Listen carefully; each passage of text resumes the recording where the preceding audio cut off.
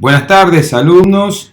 Vamos a comenzar con el desarrollo de la clase vinculada al ciclo ventas, cuentas por cobrar y cobranzas. En esta clase vamos a ver los siguientes tópicos: criterios de exposición y de medición para las cuentas a cobrar, controles internos típicos a diseñar por el ente en el circuito ventas, cuentas por cobrar y cobranza, pruebas de controles y pruebas sustantivas más frecuentes que puede realizar el auditor a efecto de tener evidencia que respalde la información, que respalde la opinión que vuelca en su informe, y un breve repaso de los tipos de pedido de confirmación de saldos y cuál es el más adecuado para el caso de las cuentas por cobrar. Bien, cuando hablamos siempre de un circuito o un ciclo de negocios, tenemos que tener en cuenta que las actividades que se desarrollan en el mismo impactan en su mayoría en la contabilidad de la empresa. Decir que impacta en la contabilidad de la empresa es decir que una transacción o un hecho se imputa en alguna cuenta del plan de cuentas de la compañía.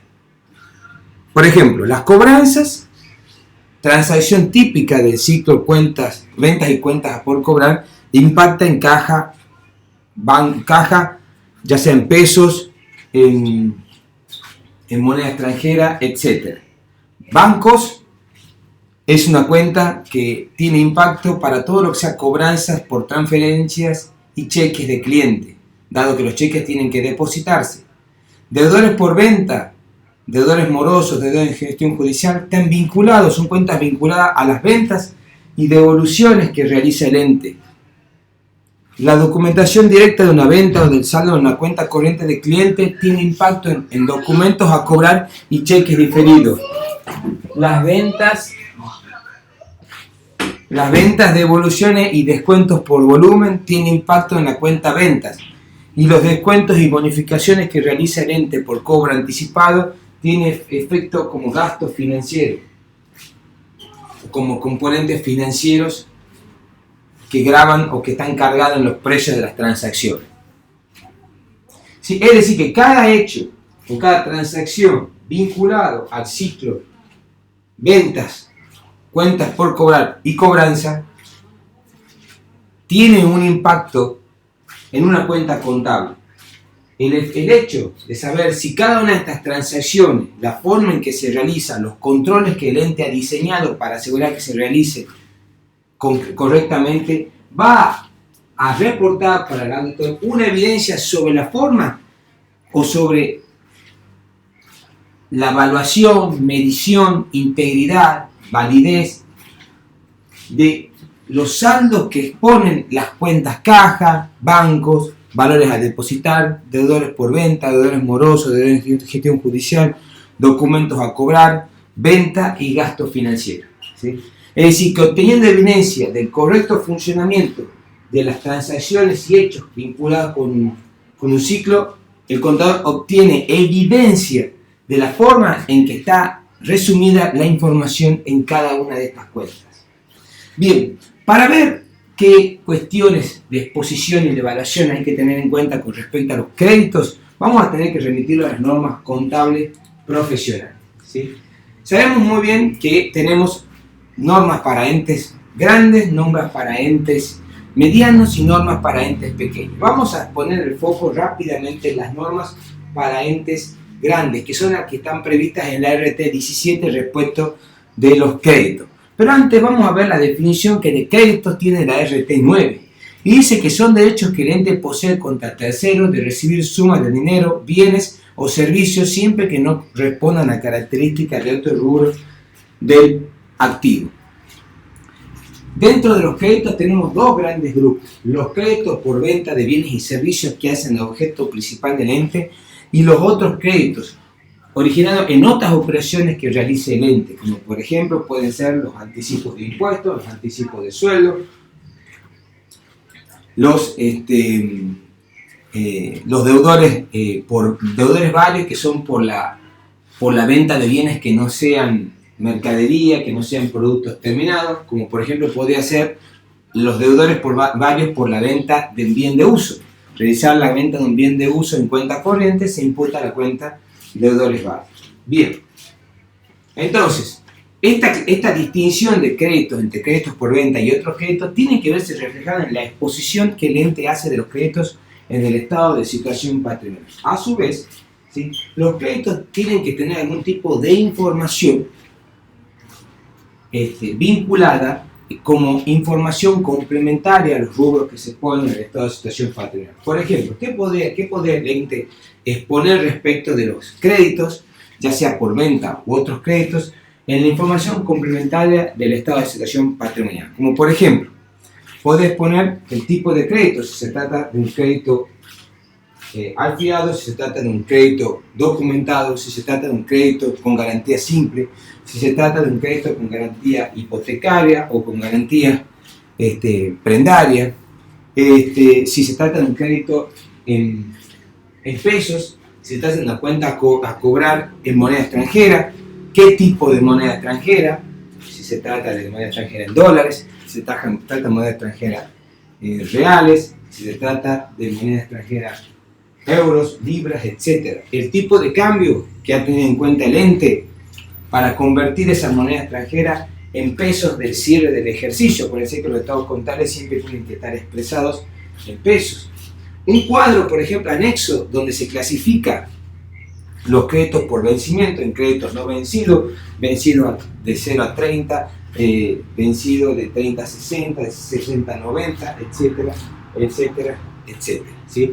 Las tasas explícitas e implícitas que cargan o que recargan los créditos, dado que sabemos que un crédito proviene de un precio financiado que difiere del precio que el ente cobraría por operaciones de contado. Entonces podría el ente revelar, ¿sí?, las tasas utilizadas, las tasas reales de la operación o las tasas, ¿sí?, utilizadas por el ente para segregar cuando correspondan los intereses o los componentes financieros que estuvieran implícitos en los montos de los créditos, ¿sí?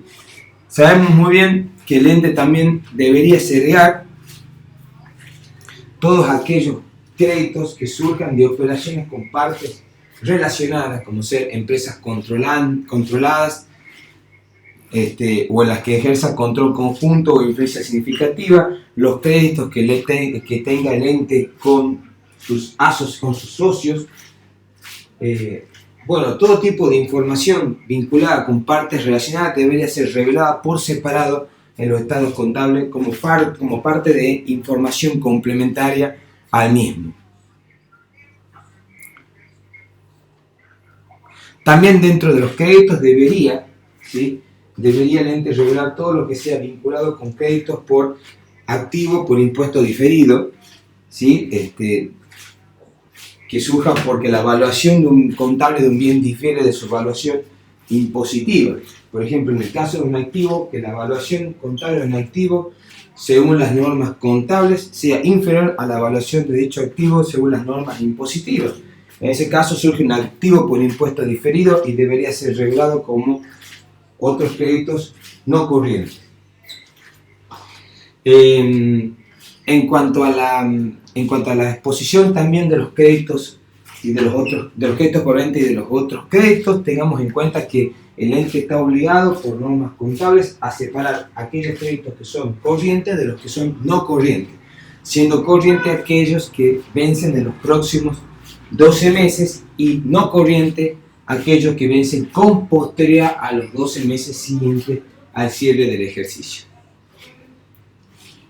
Cuestiones de evaluación. Básicamente sabemos que según la RT 17, norma para entes grandes, ¿sí?, los créditos deben ser expuestos en los estados contables netos de los componentes financieros que están cargados o que se incluyeron en los mismos, ¿sí? Y esta segregación o esta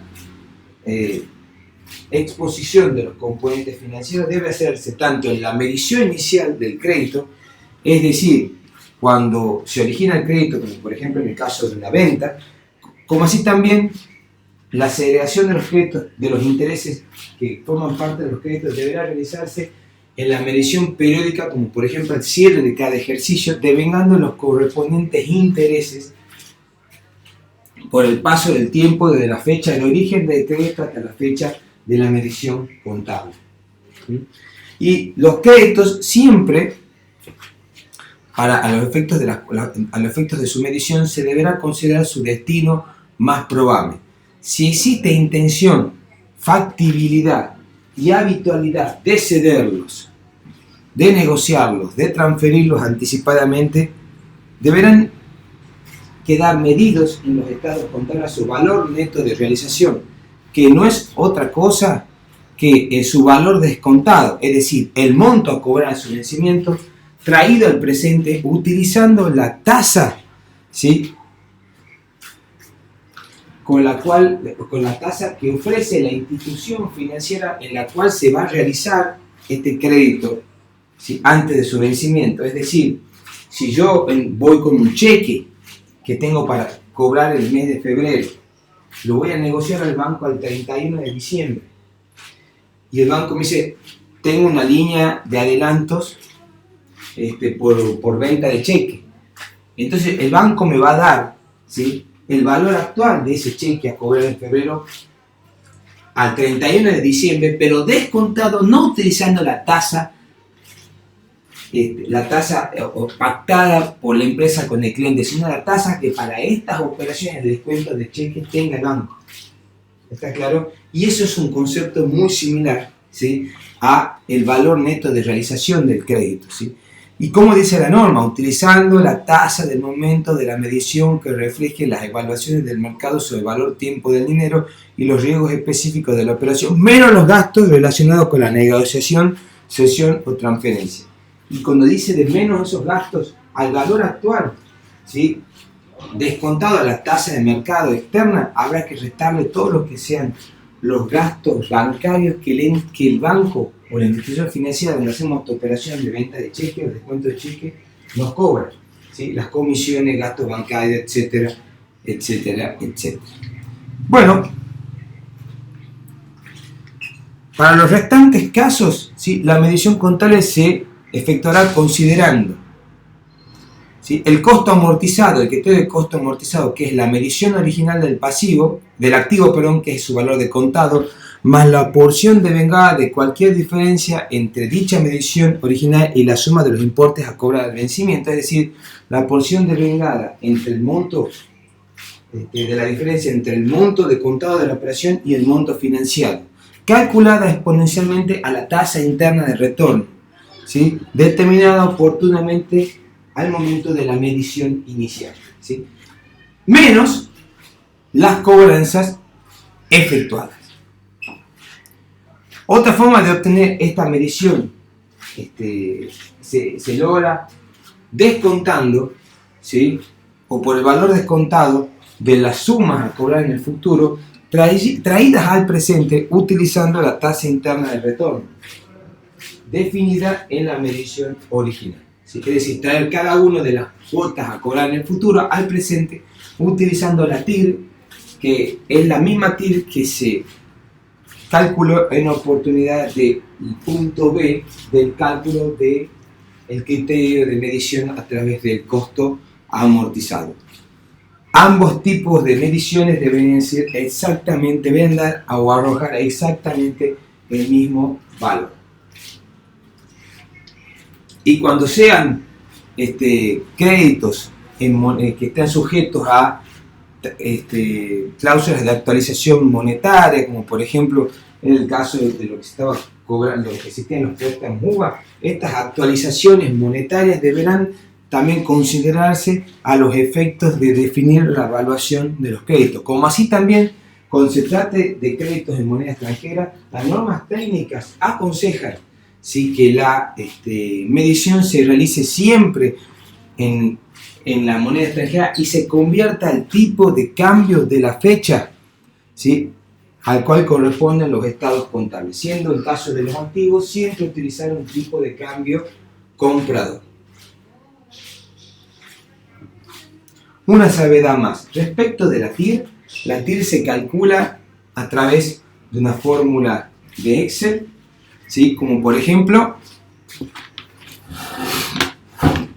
¿cuál sería el caso? Vamos aquí, vamos a una fórmula de Excel.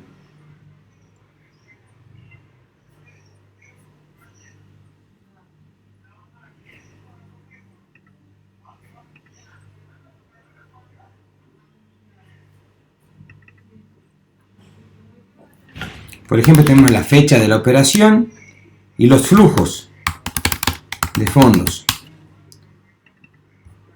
Por ejemplo, la operación es al 30 del 11 del año 2019 y tiene un cheque a cobrar el 31 del 12 del 2019, otro cheque a cobrar el 31 del 1 del 2020 y otro cheque a cobrar el 29 del 2 del 2020. Bien. ¿Sí? Vamos aquí.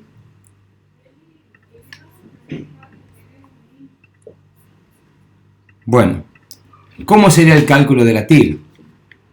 Se realiza se realiza una operación de venta, ¿sí? En la cual se vende un electrodoméstico, sabiendo la empresa que el precio de contado de este electrodoméstico sería 14.125 pesos.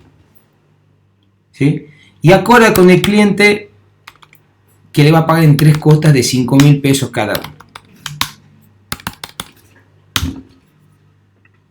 Bien, entonces el flujo inicial, la medición inicial del crédito serían los 14.125, que es el precio de contado de la operación.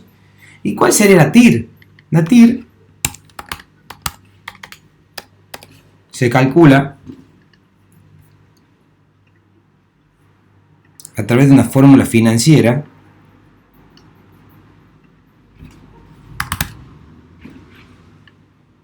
que es esta TIR,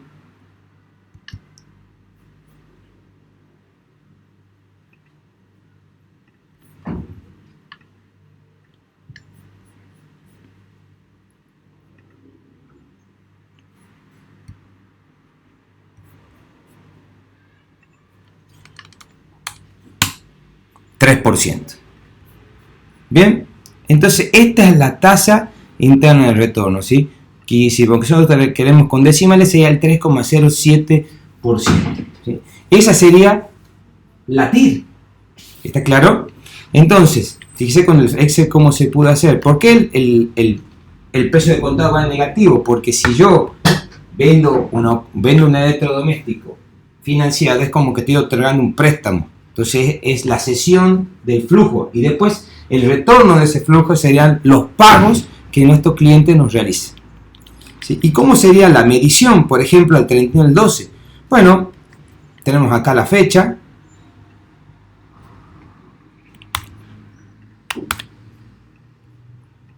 Aquí estaría el capital.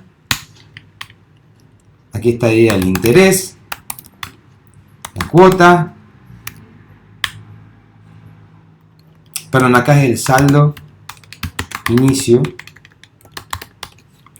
capital, saldo final. ¿Cuánto es lo que nos debía el cliente si ese día nos venía a pagar? Los 14.125. Si ese día el cliente nos pagaba de contado, 14.125.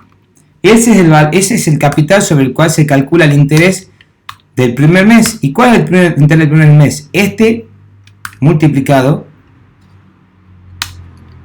por la tasa interna de retorno. La cuota sigue siendo 5.000 y el capital sería,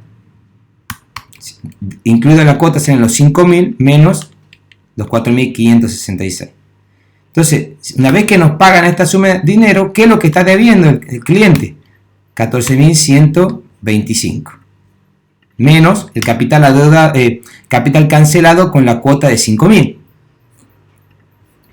Bien. Bueno, ¿cuál es el capital al inicio del otro mes? 9.558. Esto multiplicado por este valor me da 293,10.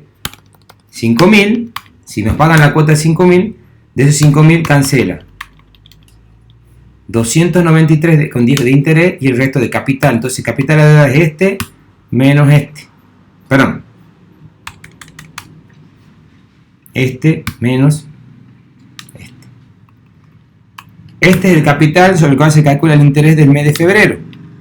Este capital multiplicado por 3%, si me cancela la cuota de 5.000, fíjate vos que 5.000 menos me da el capital. Y si cancela este capital con la cuota de 5.000, quedaría que queda debiendo 0 pesos. ¿Ven? Entonces, si me dicen cuál es la evaluación al 31 del 12 del 2019, es la evaluación, sería el valor que yo voy a tener que cobrar al cliente si me viene a pagar ese día. ¿Está claro? Fíjense que el capital adeudado acá debería sumar los 14.125, que es lo que nosotros le hemos financiado al cliente. Acá debería estar el interés total devengado y aquí tendría que estar el total de cuotas cobradas. Si se hace la registración de la venta, en el momento de la venta tenemos que haber hecho deudores o valores a depositar. Si hubiera sido con cheque diferido por 15.000 pesos, a ventas por el precio de contado, a intereses no devengados por el precio por los intereses, ¿sí? Solayando de análisis el IVA. Si hay IVA tenemos que hacer otro tipo de cálculo, pero no lo viene al caso ahora, ¿sí? Si nosotros tenemos que devengar los intereses, hacemos intereses no devengados a intereses positivos. ¿Por cuánto en el mes de diciembre? Por el 433. Y hay que poner la cobranza de del primer cheque. Banco, aquí cuenta corriente, 5.000 pesos. A valores a depositar 5.000 pesos. Bien, costo amortizado sería medición inicial del crédito, el valor que yo debería cobrarle a mi cliente si me paga este 30 del 11 del 2019 y no en 3 cuotas, más intereses devengados, serían estas 433, menos cobranzas.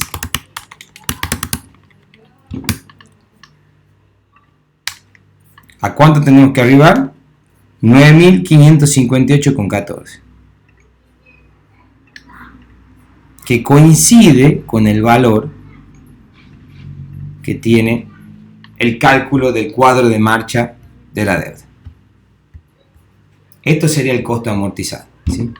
Y el valor descontado sería traer al presente la cuota del 31 del 1 un mes, utilizando la TIR del 3,07, ¿sí? Y traer la de 5.000 de febrero 2 meses utilizando la misma tasa.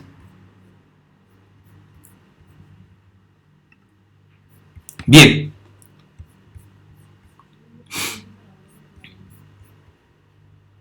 Espero que haya quedado claro esto de la evaluación. Ese es el criterio de medición o de evaluación que las normas técnicas prevén respecto de los créditos.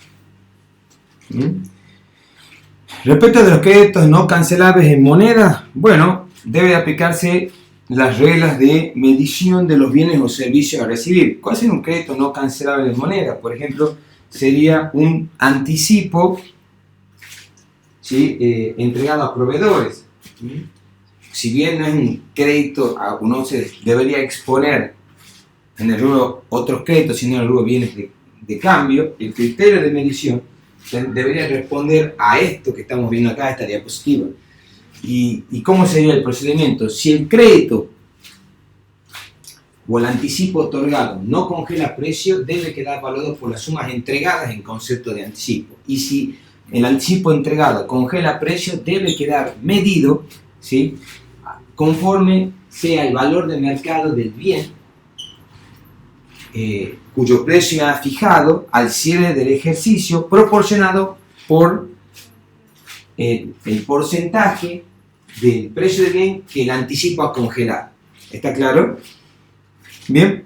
Bueno, recordemos que también existen normas para entes pequeños, a través del RT 41 segunda parte, y normas para entes medianos, a través del RT 42, que modifica el RT 41, agregando una tercera parte, ¿sí?, que deberían ver ustedes en oportunidad de profundizar el estudio de este tema.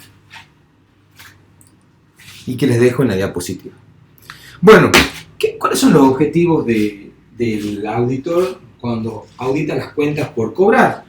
Claramente tiene que ver una cuestión de validez, comprobar si las cuentas a cobrar son auténticas y si tienen por origen operaciones de venta, ¿sí?, si son auténticas, si son válidas, ¿sí? Hay que ver si las cuentas a cobrar son realizables en forma efectiva, es decir, son cobrables, si no tienen problemas de recuperabilidad o indicios de incobrabilidad, ¿sí? Comprobar si estos valores corresponden a transacciones y hechos ocurridos hasta el cierre del ejercicio o corresponden a ejercicio siguiente, un problema de corte. Comprobar si las cuentas están registradas en las cuentas que corresponden, ¿sí? Es decir, si una cuenta documentada tiene que ir el documento a cobrar, si una cuenta a cobrar sin garantía real ni documentada, sin garantía documentada, debería ir a deudores por venta. Ver que se cumplan las cuestiones de evaluación y de medición previstas por las normas contables profesionales, ya sea se trate de un ente pequeño, de un ente mediano o de un ente grande que no revista la característica ni de pequeño ni de mediano. Y a tal fin de probar estos atributos de las partidas o la inexistencia de incorrecciones potenciales referidas a estos atributos, ¿sí?, el auditor debe planificar la auditoría en dicho ente, ¿sí? A su vez, el ente tiene que hacer un trabajo, ¿sí?, porque todo lo que hace a asegurar la integridad, validez, registro, corte, evaluación y exposición de las cuentas a cobrar y de cualquier otro ciclo de negocio, ¿sí?, es una tarea que empieza en el ente, ¿sí? El ente debe diseñar controles internos adecuados que le permitan garantizar que las operaciones o las transacciones vinculadas con cada ciclo de negocio cumplan con los atributos que debe tener la información. ¿Está claro? Entonces, los controles internos, ¿sí?, son responsabilidad del ente que los diseña, ¿sí?, y a través de pruebas de controles corresponde al auditor verificar que estos controles internos hayan funcionado, pero no es su responsabilidad diseñarlos ni implementarlos.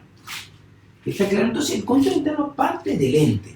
El ente es el que debe diseñar las normas de control interno que son aplicables a cada ciclo de transacciones. Como por ejemplo, ver o definir una debida segregación de funciones. Hay funciones que tiene que hacer el sector venta, hay funciones que tiene que hacer el sector crédito, hay funciones que debe hacer el sector despacho de los bienes, debe ser el sector facturación, el sector cuentas a cobrar y el sector contabilidad general. ¿Cuál podría ser una función que realiza el sector venta? Emitir una orden de venta prenumerada con el precio fijado por la autoridad, ¿sí?, de acuerdo a la lista de precios. Autorizar devoluciones y descuentos, ¿sí? Los créditos, debe autorizar el crédito en la orden de venta o en un documento por separado. Debe iniciar el proceso de declaración de incobrables, ¿sí?, previa autorización, ¿sí?, del Departamento de Finanzas. No debe ser una tarea exclusivamente dedicada al sector o destinada al sector crédito, ¿sí?, o delegada al sector crédito. Despachar bienes y emitir remito prenumerado cuando corresponde al sector despacho de los bienes, pero el sector despacho de bienes no puede emitir también la factura. En todo caso, el sector despacho de los bienes emite el remito, ¿sí? Devolver el remito correspondiente en el cual el cliente debe prestar conformidad de la recepción de los bienes de la fecha de la recepción, dado que la fecha de la recepción de los bienes, ¿sí?, por lo general define la fecha de registro de la venta. El sector facturación debe emitir las facturas prenumeradas en base al remito conformado y el crédito aprobado por la orden de venta. Debe emitir las notas de crédito por devoluciones y descuentos que hayan sido autorizadas por el sector ventas. Las cuentas a cobrar deben registrar las ventas, devoluciones, descuentos en su diario venta y en el submayor o los mayores auxiliares de cada cliente o registros computarizados equivalentes. La contabilidad general debe registrar en el mayor general y conciliar este mayor general con los submayores de los clientes o los mayores auxiliares de cada cliente. Bien, bueno, por ejemplo, el legajo de cada venta debería tener la factura con todo lo que es la documentación de respaldo, la orden de venta, el remito, la autorización pertinente del precio, autorización del monto de crédito otorgado, ¿sí?, autorización o evidencia del despacho de la mercadería. Debería haber un análisis permanente de los saldos atrasados de los clientes. Debería hacerse reconciliaciones periódicas entre el mayor general y los submayores de los clientes. Debería haber envíos mensuales de resúmenes de cuenta a los deudores para agilizar y motivar el pago de los créditos o la cobranza de los créditos a los clientes. Debería haber investigación de los reclamos de los clientes. Después, respecto de las cobranzas, bueno, sería otra parte de este ciclo de ventas y cuentas por cobrar y cobranza. Las cobranzas, ¿sí?, deberían tener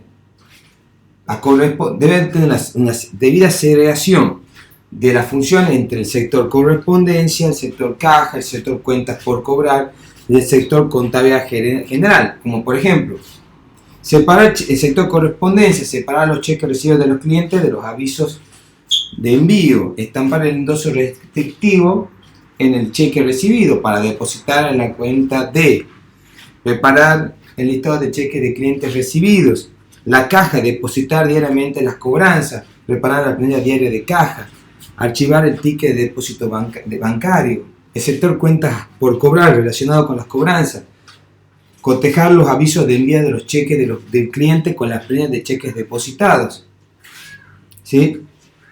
O sea, cotejar los avisos de envío de cheques por parte de los clientes con las planillas de depósito de dichos cheques. Actualizar el archivo maestro de cuentas por cobrar, preparar el subdiario de ingresos de caja, preparar el resumen de ingresos de caja. El sector contabilidad general, registrar todas las operaciones del mayor general, preparar las conciliaciones bancarias, cotejar, por ejemplo, o conciliar el listado de valores a depositar con el saldo de la cuenta valores a depositar. Bien, tareas vinculadas, ¿sí?, con todo este ciclo de ventas, cuentas por cobrar y cobranzas, ¿está claro?, que están a cargo de la empresa y que hacen al establecimiento de adecuadas pautas de control interno. Y al auditor le corresponde, ¿sí?, obtener la seguridad de auditoría suficiente, ¿sí?, para poder emitir su opinión de auditoría. Para este tipo de obtención de este tipo de seguridad, ¿sí?, hay un tipo de seguridad inherente, ¿sí?, que hace al establecimiento por parte del ente de normas de control interno a la inexistencia de riesgos, ¿sí?, que no hayan sido tratados por el ente. Hay una parte que se obtiene a través de la seguridad de los controles, que se realiza o se obtiene a través de la aplicación de pruebas sobre el sistema de control interno del ente. Y tenemos la seguridad sustantiva, ¿sí? La seguridad sustantiva parte de justamente la realización de pruebas sustantivas sobre los saldos de las partidas que se revelan en los estados contables. Bien, como parte de las pruebas de control para obtener la seguridad del control por parte del auditor, ¿sí?, por ejemplo, La realización de pruebas de control, una técnica muy importante es la observación. Por ejemplo, el auditor, para ver si funcionan los controles, debería, por ejemplo, observar el proceso de aprobación de precios de venta de crédito. Observar el control de la correlación numérica o correlatividad numérica de la orden de venta, de los remitos, de la factura de venta, de la nota de crédito. A partir del IVA venta, selecciona muestras de la factura y examinar aprobación de la venta, el crédito, el remito conformado, autorización del precio, cálculos por cantidad del precio, fecha de requisito, clasificación, etc. A partir de las facturas, remitos, nota de pedido, verificar que estén debidamente registradas o contabilizadas. Observar que realmente se envíen periódicamente los resúmenes de cuenta a los clientes. Y en su caso, qué tratamiento hace el ente de las discrepancias que haya entre los montos que tiene registrado el ente, ¿sí?, y los montos que dicen los clientes que les adeudan al ente. Observar si el ente tiene un seguimiento de los reclamos periódicos que les realizan los clientes. Realizar, por ejemplo, un reproceso de una transacción de venta para ver, por ejemplo, si la transacción de venta se realiza de acuerdo con los manuales de procedimiento, si esta transacción registrada impacta en las cuentas correctas, etc. Inspeccionar cheques antes del depósito y observar que este cheque tenga endoso restrictivo. Observar la forma en que se prepara el listado de cheques recibidos. Cotejar el mismo auditor la planilla de cheques depositados con los tickets de depósito. Por ejemplo, cotejar, agarrar un mes, ¿sí?, de transacciones de un mes y cruzar el libro ventas o subdiario ventas con la documentación de este subdiario, hacer una muestra, ¿sí? ¿Y cuál será la documentación de este subdiario? Las facturas, la nota de débito, la nota de crédito, y ver que los comprobantes vayan a parar a las columnas que corresponden del libro del subdiario ventas. Puede haber, por ejemplo, que el cálculo que hace el sistema del IVA sobre el neto grabado, las percepciones calculadas, el total del comprobante, se suma todas las columnas, etcétera, etcétera, etcétera. Me olvidé una cosa más, por ejemplo, ver si el IVA al 21 aparece en la columna del 21, si el IVA al 10,5 aparece en la columna del 10,5. Controles que hacen, o pruebas que hacen a obtener seguridades sobre la forma en que el ente trabaja, ¿sí?, o dice el ente que trabaja, ¿sí?, sobre las formas en que el ente dice que trabaja, si obtener evidencia de que se hayan cumplido las normas establecidas por el ente para cada circuito. Pruebas sustantivas. Bueno, pruebas sustantivas, ¿cuáles podrían ser? Enviar confirmaciones de saldo, ¿sí?, bajo la modalidad positiva directa en el caso de las cuentas por cobrar. Realizar el corte de documentación, nota de pedido, remito, facturas, recibos, notas de crédito, nota de débito. Examinar cobros posteriores, practicar el arqueo de documentos a cobrar y cheques diferidos de cliente y considerar el resultado con registros contables. Analizar la suficiencia de la previsión para incobrables, analizar la autorización y suficiencia de los cargos a deudores incobrables, o el egreso que por deudores incobrables, o la pérdida que por deudores incobrables registra el ente. Examinar facturas de venta, nota de crédito y cobros posteriores al cierre para verificar que se hayan apropiado al ejercicio correcto las operaciones, ¿sí?, que se realizan en los primeros días del ejercicio siguiente. A verificar los tipos de cambio utilizados para convertir los créditos en moneda extranjera a pesos del cierre. Examinar los devengamientos de los componentes financieros explícitos e implícitos. Realizar el procedimiento analítico de ventas mediante una prueba global, como por ejemplo dividir el IVA débito fiscal al 21 y el IVA y débito fiscal al 10,5 en sus respectivas alícuotas, y ver si arribamos al neto grabado al 21 y el neto grabado al 10,5, que debería coincidir con el saldo de la cuenta ventas. Si no sale bien o no es un resultado satisfactorio el de la prueba global, aplicar pruebas de detalle sobre la venta.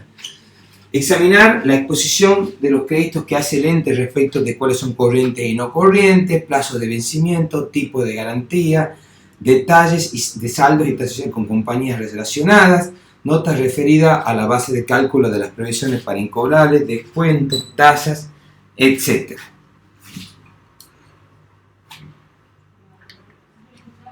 Bien, respecto de la confirmación de saldo, bueno, bastante tienen ustedes para leer en la bibliografía de la materia. Básicamente vamos a decir que en las confirmaciones de saldo tenemos tres tipos. La NIA 500 habla del procedimiento de confirmación externa para tener evidencia de auditoría, sabiendo que esta evidencia proveniendo de una fuente externa y en la medida que sea obtenida directamente por el auditor es mucho más fiable que una evidencia proporcionada por el mismo ente o una evidencia que, si bien viene de un tercero ajeno al ente, pasa primero por manos del ente, ¿sí? El hecho de que la evidencia venga de afuera y sea de primera mano obtenida por el auditor le da a la evidencia un carácter persuasivo muy superior que si estas condiciones no se cumplen, ¿sí? Respecto de los pedidos de confirmación, sabemos que existen tres tipos: confirmación positiva directa, confirmación negativa y confirmación positiva a ciego. La confirmación positiva directa sabemos que es un tipo de confirmación en la que el ente le informa al cliente el monto que según su registro le adeuda, ¿sí? Y el cliente debe prestar conformidad de dicho monto, o en su defecto debe decir cuál es el monto que según su registro le debe al ente. ¿Está claro? Mientras que la solicitud de confirmación negativa, ¿sí?, es la menos recomendada y solo se aconseja en el caso de empresas en las que el sistema de control interno brinde al auditor una evidencia de auditoría persuasiva, una seguridad de auditoría alta, ¿sí?, ya que este tipo de confirmación se basa en la idea de que solamente se le pide al cliente, ¿sí?, o al destinatario de la confirmación que informe el saldo en caso de que tenga discrepancia con la suma que el ente le dice en el pedido de confirmación que le debe, ¿sí?, o que el cliente le está debiendo al ente. Está claro. Entonces, en caso de que no haya coincidencia entre los registros del ente y del destinatario, en ese caso únicamente el cliente o el proveedor debería, ¿sí?, responder.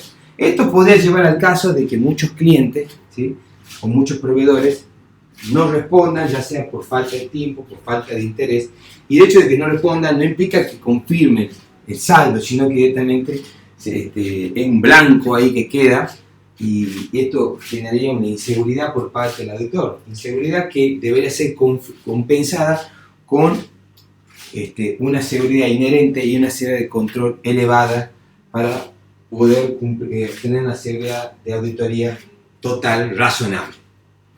¿Está claro?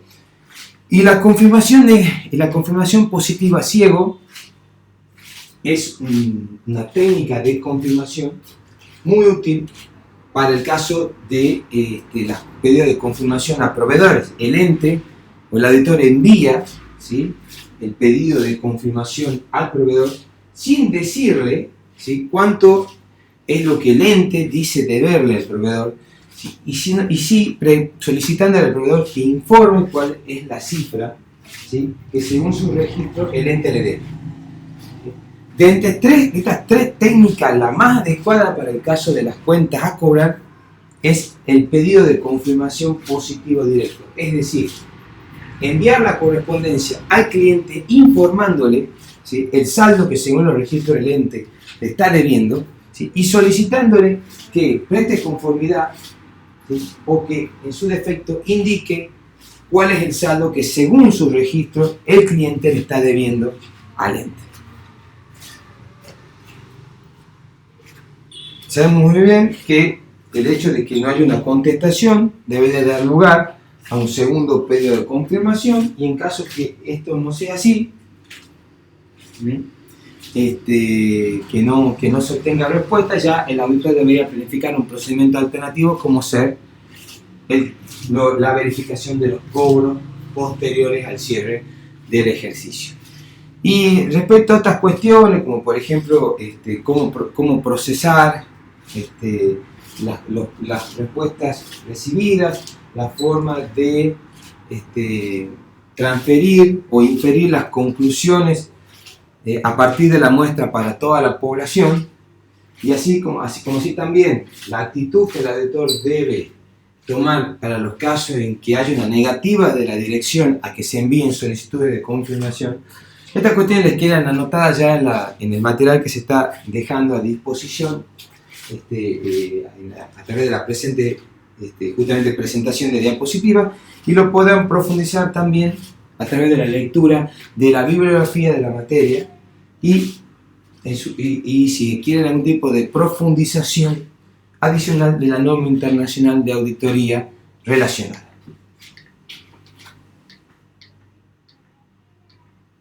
Bueno, esta rápida presentación, ¿sí? Para que tengan un pantallazo de lo que se le está dando en este material, quedamos a disposición para recibir todas sus consultas. Saludos.